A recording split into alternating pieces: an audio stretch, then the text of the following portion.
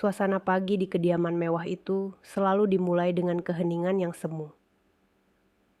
Kirana, sang pemilik rumah yang sah, sudah tampil rapi dengan pakaian rumah yang sederhana, namun tetap memancarkan keanggunan. Tangan halusnya dengan terampil menata meja makan panjang berlapis marmer, menyajikan sarapan lengkap yang ia siapkan sendiri dengan penuh kasih sayang. Aroma nasi goreng spesial dengan udang galah, roti panggang dengan selai impor, dan jus buah segar seharusnya mampu membangkitkan selera siapa saja. Namun, Kirana tahu betul, di rumah ini segala usahanya nyaris tidak pernah dihargai. Ia melirik jam dinding antik yang berdetak konstan. Pukul 9 pagi. Seperti biasa, suami dan ibu mertuanya pasti baru akan bangun. Kirana menarik napas panjang, memasang senyum sabar yang telah menjadi topeng andalannya selama 5 tahun terakhir pernikahannya. Langkah kaki malas terdengar menuruni tangga. Raka, suaminya, muncul sambil menguap lebar. Piyama sutra mahal yang membungkus tubuhnya, yang tentu saja dibeli dengan uang Kirana, terlihat kusut. Tanpa memandang istrinya, Raka langsung menarik kursi dan duduk. Pagi, gumamnya, lebih terdengar seperti gerutuan. Matanya memindai meja makan dengan tatapan meremehkan. "Mana kopiku?" tanyanya ketus.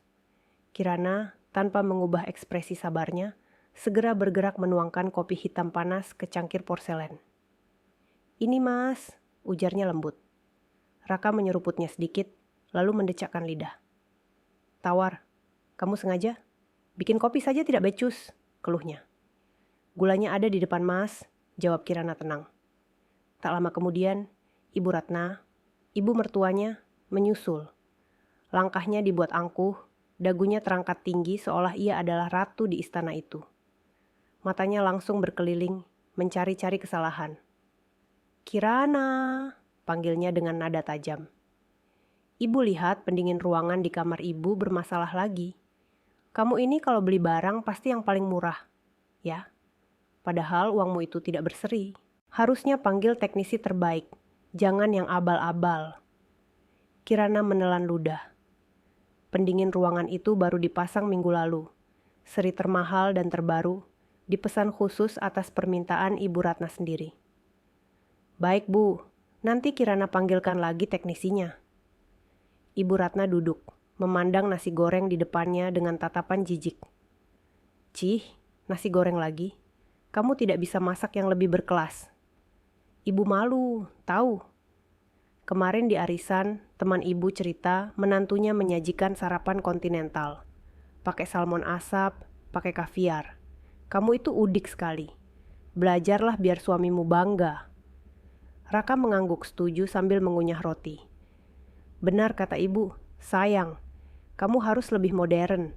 Malu aku kalau teman-temanku tahu sarapanku cuma nasi goreng." Anehnya, meski mulut mereka menghina, piring di hadapan mereka perlahan tandas juga. Kirana hanya diam. Ini adalah ritual paginya. Dihina, diremehkan, sambil hartanya terus dikuras. "Oh ya, Kirana," kata Ibu Ratna setelah menyelesaikan makannya. "Nanti siang ibu mau ke salon, perawatan dari ujung rambut sampai kaki, lalu lanjut arisan di hotel bintang 5.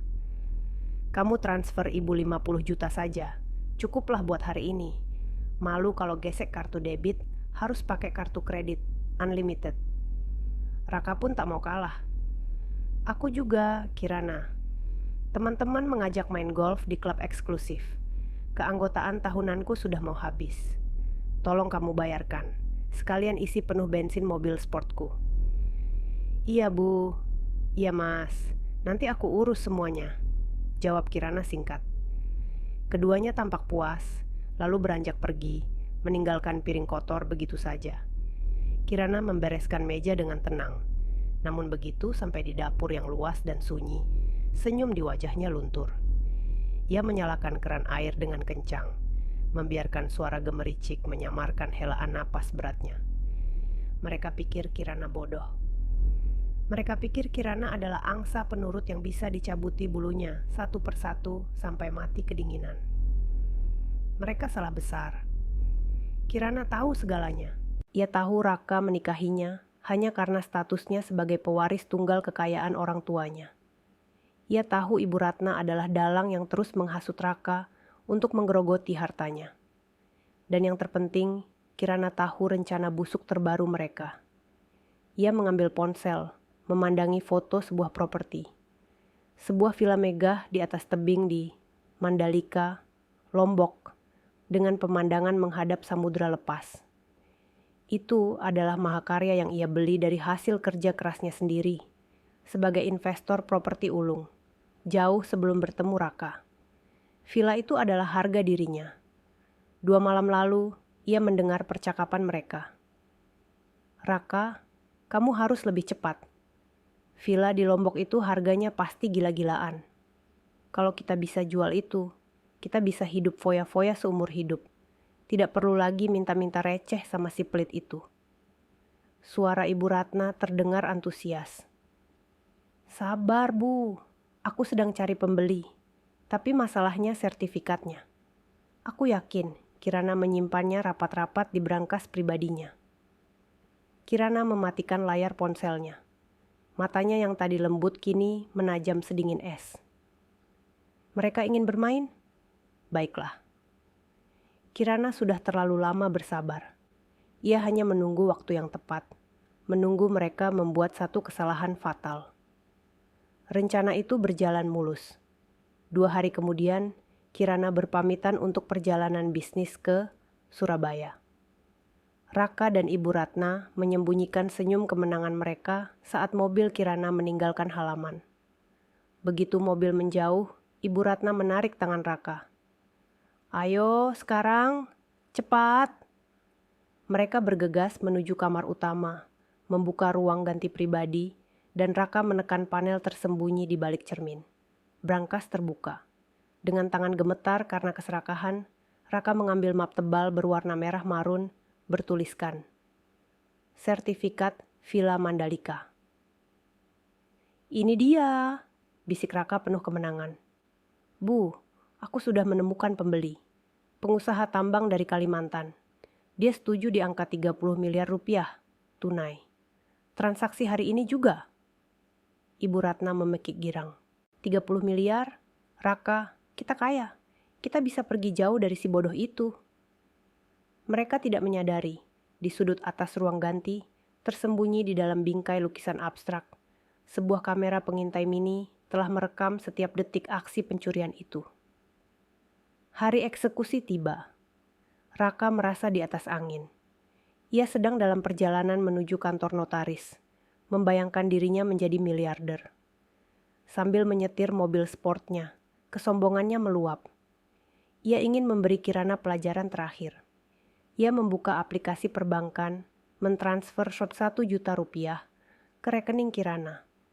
Lalu ia mengetik pesan WhatsApp yang sudah ia susun di kepalanya. "Villa mewahmu yang ada di Lombok sudah kujual 30 miliar. Ini aku transfer 1 juta buat beli jajan." Ia menambahkan emoji tertawa terbahak-bahak, lalu menekan tombol kirim. Puas. Ia membayangkan Kirana menangis histeris di Surabaya. Namun, di seberang kota, di sebuah sedan hitam mewah yang terparkir di seberang kantor notaris, Kirana sama sekali tidak berada di Surabaya. Ia duduk tenang bersama Maya, sahabat sekaligus pengacara handalnya. Ponsel Kirana bergetar. Ia membaca pesan dari Raka.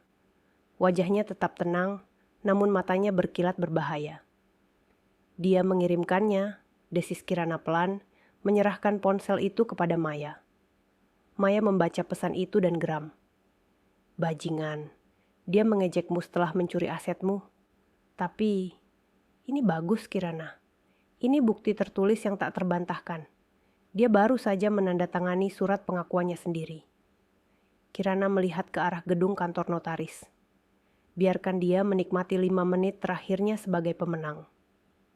Di dalam ruang rapat anggrek di kantor notaris, Raka dan Ibu Ratna duduk dengan angkuh. Di hadapan mereka ada Pak Wijaya, notaris senior yang tenang, dan Pak Santoso, calon pembeli yang tampak gugup. Pak Santoso adalah pengusaha kelas menengah yang mempertaruhkan seluruh tabungannya karena tergiur harga murah. "Silakan Pak Notaris, cek dokumennya biar cepat sah." "Saya buru-buru," desak Raka sambil melempar map merah marun itu ke meja. Pak Wijaya membuka map, mengambil kacamata bacanya, dan meneliti dokumen itu dalam keheningan yang menyiksa. 1 menit berlalu. 2 menit. Raka mulai gelisah. Akhirnya, Pak Wijaya melepaskan kacamatanya dan menatap Raka tajam. "Maaf, Pak Raka, akad tidak bisa dilanjutkan." "Apa maksud Anda?" sentak Raka. "Sertifikat yang Bapak bawa ini palsu." Kata itu meledak seperti bom di ruangan. Ibu Ratna memekik. Pak Santoso melompat berdiri, wajahnya pucat. "Palsu? Pak Raka, Anda mau menipu saya?" "Bapak jangan sembarangan bicara," teriak Raka, menggebrak meja. "Ini asli, saya ambil sendiri dari brankas istri saya." Tanpa sadar, ia mengakui pencuriannya. Tepat saat kekacauan memuncak, pintu ruangan terbuka. Hening seketika. Di ambang pintu, berdiri Kirana. Bukan Kirana yang lemah lembut, melainkan sosok wanita berbalut blazer biru gelap yang memancarkan aura kekuasaan. Di belakangnya berdiri Maya, Tuan Frederick, seorang investor asing berwibawa, dan 2 orang polisi. "Kirana!" Raka tercekat, suaranya seperti desisan. "Kenapa kamu di sini? Bukannya kamu di Surabaya?" Kirana tertawa kecil, tawa yang kering dan dingin. "Surabaya. Oh, aku memang merencanakannya, Mas. Tapi aku tidak pernah pergi." Ibu Ratna gemetar melihat polisi. "Elsa, Kirana, kamu mau memenjarakan suamimu sendiri? Istri macam apa kamu?" "Cukup," Sela Maya tegas. "Klien saya adalah korban di sini. Ini bukan urusan rumah tangga lagi, tapi tindak pidana, percobaan penipuan, pemalsuan dokumen, dan pencurian." "Siapa yang mencuri?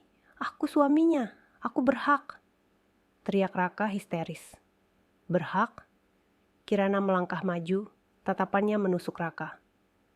"Berhak mengambil sertifikat dari brankas pribadiku, memalsukan tanda tangan, lalu menjual aset murni milikku, dan mengirimiku 1 juta rupiah. Sebagai ejekan," Maya membuka koper kulitnya, mengeluarkan sebuah tablet. "Kami punya buktinya, Pak Raka. Rekaman CCTV saat Anda dan ibu Anda membobol brankas. Dan rekaman suara saat kalian berencana membuat Kirana sakit agar bisa menguasai hartanya." Raka mundur selangkah. "Habis. Semuanya habis." Tuan Frederick, pria asing itu, angkat bicara dengan bahasa Indonesia yang fasih. "Dan Anda, Pak Raka, mencoba menjual properti yang sudah menjadi milik saya. Saya sudah membeli villa itu secara sah dari Nyonya Kirana kemarin, seharga 50 miliar rupiah." 50 miliar? Ibu Ratna menjerit histeris. "Kita ditipu, harusnya kita dapat 50 miliar. Kirana, uang itu milik kami juga." Polisi segera bergerak. "Cukup Bu, Bapak Raka, Ibu Ratna. Anda kami tahan atas dugaan penipuan dan penggelapan." Suara borgol berbunyi klik, terdengar sangat keras di ruangan yang hening. Raka menatap Kirana, memohon dengan mata berkaca-kaca. "Kirana, sayang, aku khilaf. Tolong, jangan lakukan ini. Kita pernah bahagia, kan?" Kirana menatap suaminya datar. "Kebahagiaan yang mana, Mas? Kebahagiaan saat aku harus pura-pura bodoh di rumahku sendiri? Saat mendengar kalian menghinaku. Pesan 1 juta rupiahmu tadi pagi. Itulah cerminan hatimu yang sebenarnya." Kirana menunjukkan layar ponselnya pada polisi. Pesan ejekan dan bukti transfer itu menjadi paku terakhir di peti mati kebebasan Raka. "Pak polisi, ini bukti tambahan. Pengakuan tertulis dan niat jahat yang sempurna," kata Maya. Raka dan Ibu Ratna digiring keluar ruangan. Ibu Ratna meronta-ronta, sementara Raka berjalan dengan tatapan kosong, hancur oleh keserakahannya sendiri. Setelah mereka pergi, Pak Santoso bersujud syukur di hadapan Kirana karena tidak jadi tertipu. Tuan Frederick menjabat tangan Kirana dengan hormat. "Anda wanita yang tangguh, Nyonya Kirana." Kirana berjalan keluar dari gedung pencakar langit itu bersama Maya. Matahari Jakarta bersinar terik, namun bagi Kirana, udaranya terasa begitu segar. Beban 5 tahun di pundaknya telah terangkat. 6 bulan kemudian, di sebuah tebing di Mandalika yang berbeda, Kirana berdiri memandang laut lepas. Angin menerbangkan rambutnya. Di belakangnya, fondasi sebuah resor butik mewah sedang dibangun. Proyek mahakarya terbarunya. Uang 50 miliar itu ia investasikan kembali ke tanah yang ia cintai. Ponselnya bergetar. Bukan pesan hinaan atau permintaan uang, melainkan laporan dividen bulanan yang masuk ke rekeningnya. Kirana tersenyum. Kali ini senyum yang benar-benar tulus dan lepas. Ia bukan lagi istri yang teraniaya. Ia adalah arsitek dari takdirnya sendiri. Jangan pernah meremehkan wanita yang diam dan sabar. Karena seringkali, di balik kesabarannya, tersimpan kekuatan badai yang menunggu waktu paling tepat untuk menghantam.